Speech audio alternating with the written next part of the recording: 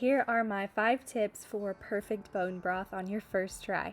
So, tip number 1, you want to save your food scraps throughout the week for whenever you plan on making your bone broth. You don't waste anything. You also don't have to chop up a bunch of vegetables if you don't want to when it comes time to start simmering your broth. Now, I've heard it said that a bone broth can't be considered an actual bone broth unless it simmers for 24 hours. So you can do it, and this is actually what I did with my broth, but you want to make sure that you don't have your broth simmering on too high of a heat because the water will evaporate, you might have to add more water, and that's going to not give you that gelatinous broth that you see so often. People use apple cider vinegar to draw out the collagen in their broth. When your broth gels, that just means that you have gotten the maximum amount of nutrients and collagen that you can get out of the bones, and that just means it's extremely nutritious. So when you see all of the homesteaders and homemakers and farm people that are posting their beautiful gelatinous broths on Instagram stories, don't be discouraged if that doesn't happen to you the first few times. Just keep trying, and that's why I'm giving you these tips, because even if it doesn't gel perfectly after it cools, after you strain it and everything, you can still use it in soups, you can still use it for risotto and things like that. It'll still be really yummy and nutritious. You don't want to add too much water. I use filtered water, but I barely cover the bones. That's why it's also important not to simmer at too high of a heat, because if you're using less water, the more likely you are to run out of water. You always want to add salt.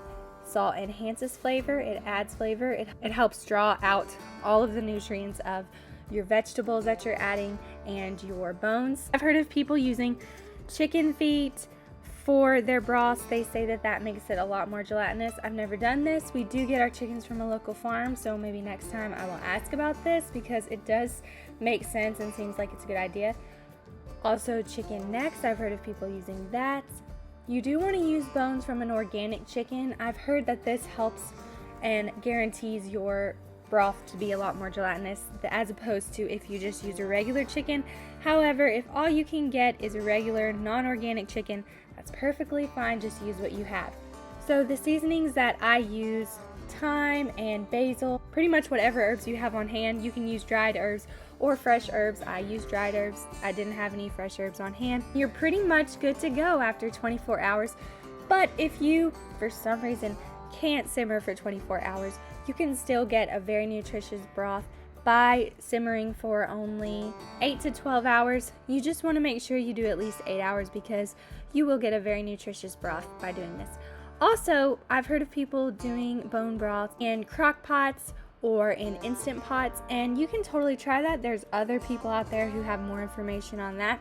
I just do it in a gigantic stock pot, and when it's all ready to go, I just strain it off into mason jars. Now you can pressure can these, and obviously they will be shelf stable, but I only got, about a quart and a half, and I just use that in soup the very next day. So if you're just going to use it in soup that week, don't worry about canning it. Just stick it in your fridge and you'll be ready to go.